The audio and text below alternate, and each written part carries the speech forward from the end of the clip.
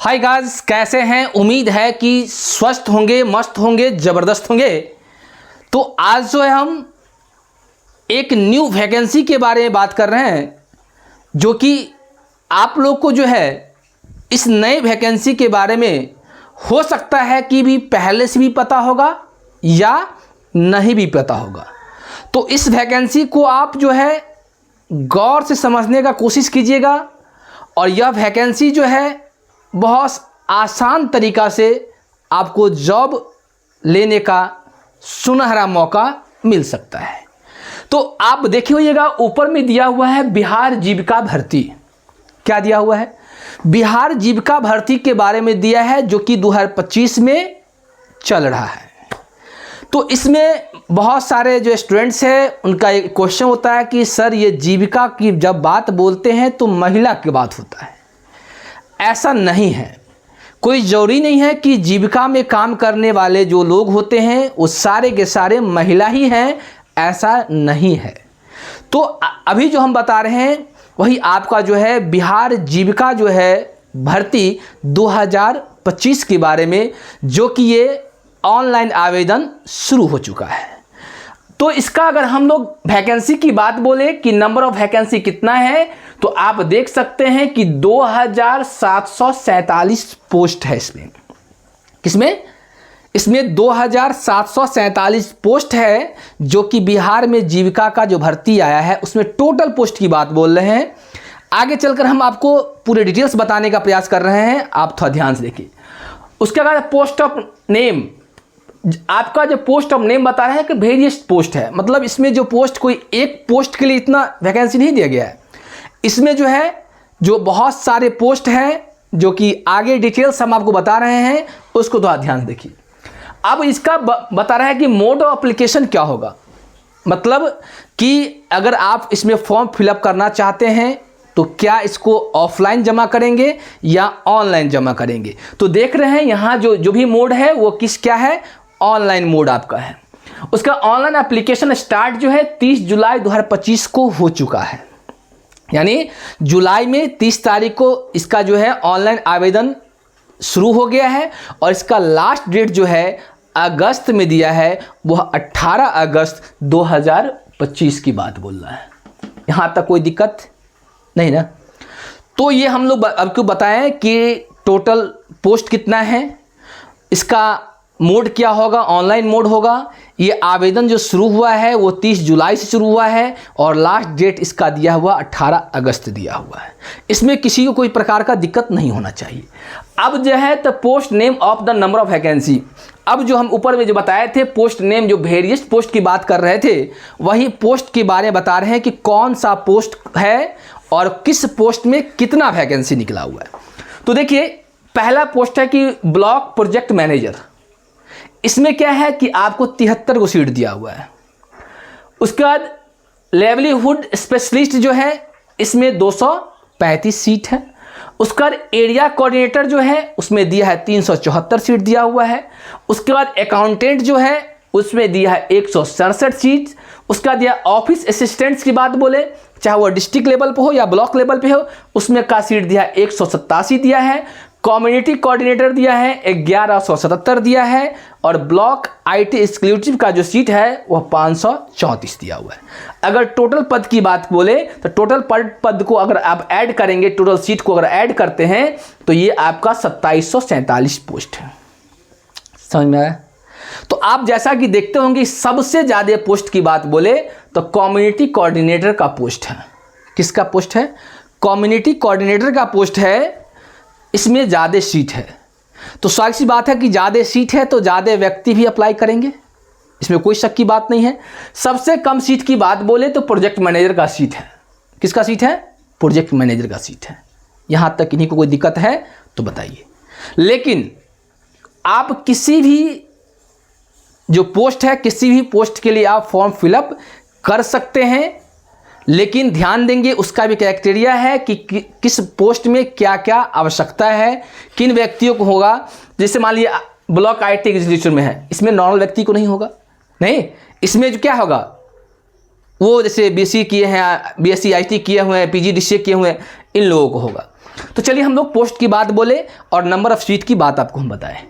अब आइए, कहता है post name and education qualification. अभी जस्ट हम बात बोल रहे थे कि कौन जो पोस्ट दिया हुआ है, इस पोस्ट में कौन कौन व्यक्ति को क्या क्या क्वालिफिकेशन होना चाहिए उसके बारे में बात कर रहे हैं। तो पहला दिया है ब्लॉक प्रोजेक्ट मैनेजर। इसके अप्लाई करने के लिए आपको दिया है graduation degree in any discipline from recognised university experience product. मतलब आप प्रोजेक्ट मैनेजर के है, आपका कोई भी स्ट्रीम है, साइंस है, आर्ट है, कॉमर्स है, कोई दिक्कत नहीं है, बशर्ते कि आपका क्या होना चाहिए, ग्रेजुएशन होना चाहिए। वह ग्रेजुएशन जो है रिकॉग्नाइज्ड यूनिवर्सिटी से या इंस्टीट्यूट से होना चाहिए।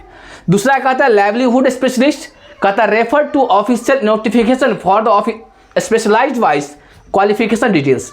इसमें जो दिया हुआ है, इसमें बहुत सारा पद के बारे में दिया है, तो प्रत्येक पद के लिए अलग अलग नोटिफिकेशन आपको, आप जब जाएंगे साइट पे तो आपको अलग अलग नोटिफिकेशन वहाँ पर देखने को मिलेगा।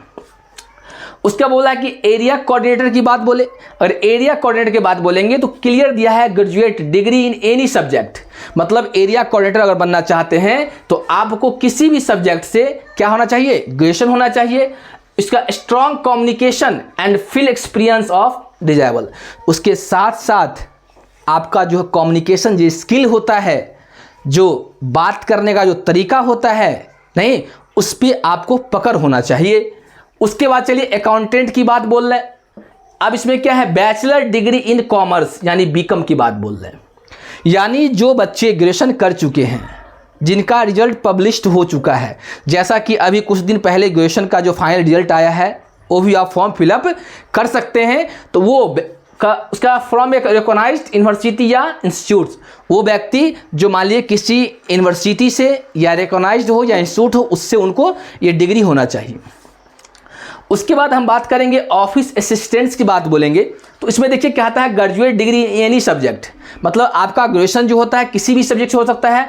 Must know Hindi, English and computer typing. अब देखिए ऑफिशियल असिस्टेंट्स के लिए आपको क्या करना होगा कि किसी भी यूनिवर्सिटी, चाहे वो रिकॉग्नाइज्ड यूनिवर्सिटी से या इंस्टीट्यूट से, आपको ग्रेजुएशन होना चाहिए। साथ ही साथ आपको हिंदी और इंग्लिश आना चाहिए, नहीं, और साथ साथ कंप्यूटर का भी टाइपिंग होना चाहिए। क्योंकि हमें आप ध्यान देंगे जब कभी भी इसका एग्जाम होगा तो 10 नंबर का टाइपिंग टेस्ट होगा, ध्यान देंगे। और सारे में नहीं है, लेकिन इसमें जो है आपको एग्जाम होगा, टाइपिंग टेस्ट 10 नंबर का होगा। तो अगर जिनको टाइपिंग आता है वही कोशिश करेंगे इसको भरे, अदरवाइज आप पास करने के बाद भी अगर टाइपिंग आपको नहीं आता है तो वहाँ से आपको डिजेबल कर दिया जाएगा, मतलब वहाँ से आपको हटा दिया जाएगा। उसके बाद कम्युनिटी कोऑर्डिनेटर की बात बोले। इसमें देखिए कम्युनिटी जो होते हैं उसमें मेल को ग्रेजुएशन डिग्री रिक्वायर्ड, मतलब किसको, जो पुरुष हैं उसको ग्रेजुएशन का डिग्री चाहिए, और फीमेल को मात्र 12 पास, मिनिमम क्या होना चाहिए, 12 पास होना चाहिए। उसके बाद ये हो गया। अब देखिए ब्लॉक आईटी एग्जीक्यूटिव की बात बोल रहे हैं। जस्ट नीचे वाला लास्ट पॉइंट हम अभी आपको बता रहे थे, इसकी बात बोल रहे हैं। तो इसमें क्या है कि BTech, BCA, BSc IT, PGDCA, UGC NET recognised institutes, इससे क्या होना का, इनको ये चीज़ डिग्री जो है मान्यता प्राप्त होना चाहिए। समझ में आ रहा है? तो उम्मीद है कि सब आपको समझ में आता होगा। यहाँ तक किन्हीं कोई परेशानी है तो बोलिए, नहीं तो हम लोग आगे की तरफ बात करेंगे। अब देख लीजिए, अब हम लोग बात करेंगे कि मिनिमम एज और मैक्सिमम एज की बात करेंगे। तो एज में देखिए कि एज की बात करेंगे तो मिनिमम कम से कम 18 साल होना चाहिए और मैक्सिमम 37 साल होना चाहिए। कितना साल? 37 साल।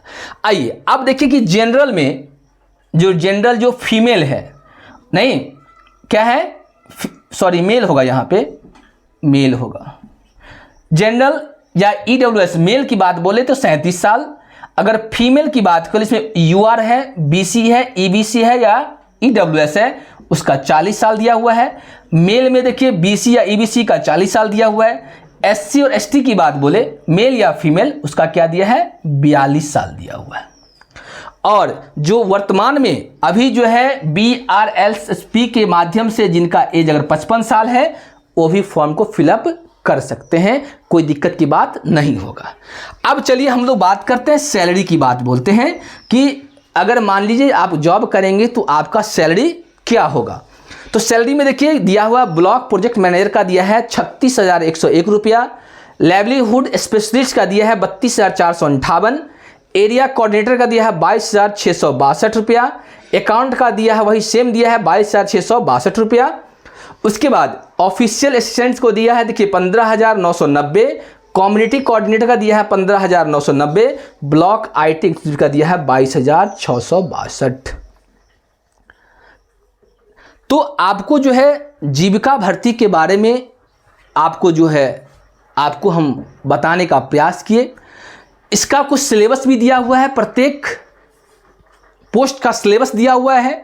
तो आपको नहीं होगा तो हम अपने में चैनल पे आपका लिंक में इसका डिस्क्रिप्शन बॉक्स में इसका हम लिंक डाल देंगे, वहाँ से आप देख लीजिएगा कि कौन से पोस्ट के लिए क्या क्या सिलेबस है, समझ गए। लेकिन ध्यान दीजिएगा जो इसमें जिसका जो मेन सब्जेक्ट होगा उससे 20 नंबर का आएगा, हमेशा ध्यान दीजिए। बाकी जैसे रीजनिंग आता है, मैथ आता है, जैसे हिस्ट्री में भारतीय राष्ट्रीय आंदोलन आता है, तो इस चीज़ को आप थोड़ा ध्यान से देखेंगे नहीं। और बाकी जो है जिसका जो सब्जेक्ट है उस सब्जेक्ट में आपको 20 नंबर का उसके सब्जेक्ट से आएगा, कोई दिक्कत। अब हम लोग बात करेंगे किसको मेनली जो होते हैं जो अकाउंटेंट की बात बोलेंगे। अक्सर जो अकाउंट का स्टूडेंट होगा वो इस पद के लिए अप्लाई करेंगे तो ज़्यादा बेटर होगा। इसलिए बेटर होगा क्योंकि आपका अकाउंट से सब्जेक्ट से रिलेटेड जो आपका सब्जेक्ट होगा उससे 20 नंबर का आपके सब्जेक्ट से नंबर आएगा। जैसे बेसिक चीज पूछता है उसमें journal, ledger, trial balance, final account, depreciation. उसके बाद इससे रिलेटेड कुछ और ऐसे चैप्टर्स हैं जो उससे आपको पूछे जाएंगे। साथ साथ जो है ऑडिटिंग के बारे में पढ़ लेंगे। ऑडिट से रिलेटेड जो बीकॉम थर्ड पार्ट में अभी जो लास्ट एग्जाम होकर रिजल्ट पब्लिश हुआ था उसमें पहले ऑडिट चलता था, तो उस ऑडिट को पढ़ लेंगे। तो आपको ऐसा कोई भी सवाल इतना टफ नहीं पूछता है जिससे आप नहीं क्वालिफाई कर पाएंगे। वैसे भरने के लिए आप कोई भी पोस्ट भर सकते हैं क्योंकि हम आपको सारा डिटेल्स यहाँ बता दिए हैं। लेकिन अकाउंटेंट के लिए जो भरना चाहते हैं वो देख लेंगे इनका पोस्ट कितना है। 167 पोस्ट है और इसमें कोई खास आपके चैप्टर से जो दिया हुआ है, जो बेसिक चीज़ दिया हुआ है, जो 11th में आप पढ़े थे वही चीज़ पूछेगा, साथ साथ ऑडिटिंग का चीज़ पूछेगा, कोई दिक्कत। तो उम्मीद है कि इन सारी बातों को सारे बातें आपको समझ में आया होगा। तो अगर मान लीजिए कि जो अकाउंटेंट का फॉर्म फिलअप करेंगे अगर उनको बेसिक कुछ चाहिए तो आप मेरे चैनल को सब्सक्राइब कर लेंगे। उसमें बहुत सारा बेसिक चीज़ 11th का दिया हुआ है, जैसे जर्नल हो गया, लेजर हो गया, ट्रायल बैलेंस हो गया, फाइनल अकाउंट हो गया, डिप्रिसिएशन हो गया, रेक्टिफिकेशंस ऑफ एरर हो गया, बिल्स ऑफ एक्सचेंज हो गया। बहुत सारा चीज़ आपके हमारे चैनल पे आपको दिया हुआ है, आप वहाँ से भी आप पढ़ सकते हैं, कोई दिक्कत नहीं होगा। तो उम्मीद करते हैं कि आपको ये समझ में आया होगा। तो आज के क्लास को हम यहीं पे एंड करते हैं। जो इस चैनल पे नए हैं कृपया इस चैनल को लाइक करें, सब्सक्राइब करें और एक दूसरे के साथ शेयर करें। जय हिंद, जय भारत।